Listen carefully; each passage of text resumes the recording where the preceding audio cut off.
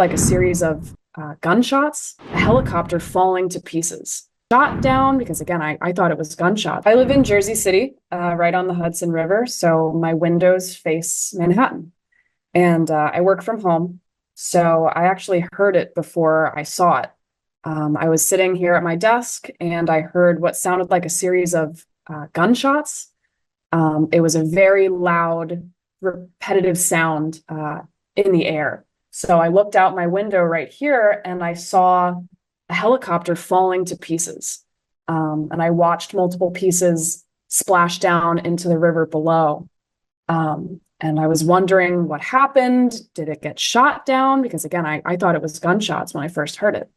But you know, I'm putting the pieces together as I'm hearing news stories, and it does sound like I was maybe hearing the propeller smacking into something, as it was multiple sounds in a row. As hard as it is to say, I think a lot of us have maybe gotten numb from hearing in the news. You know, it's almost every week now that you're hearing something terrible happening somewhere in the country.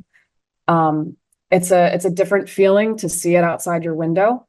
And it's horrible to hear that, you know, whoever was involved, whether it was a family or a sports team or whatever, it's really tragic. And I'm definitely shaken up knowing that I watched this happen to this family outside today. All kinds of vehicles coming and going over the Hudson. I see cruise ships. I see a lot of helicopters. I believe I've probably seen the president come and go, as there'll be a large brigade of helicopters coming. But it's totally normal for me to see all kinds of helicopters, and it doesn't even faze me when I see something outside my window. But it was the sounds of it was what alerted me that something was not right. This could have been an even greater tragedy had the helicopter been slightly further over or had the wind been slightly stronger. So in the face of the tragedy, I'm grateful that nobody else was injured. But you know, you hate to see something like this happen at all. But it was the vicinity to, you know, it being an even larger level of destruction was something that definitely stuck with me. I don't want to put my life on hold out of fear. At the same time, I do want to stay informed, and I want to continue to advocate for our government to be looking into this sort of thing and making sure that we're doing everything that we can to prevent it.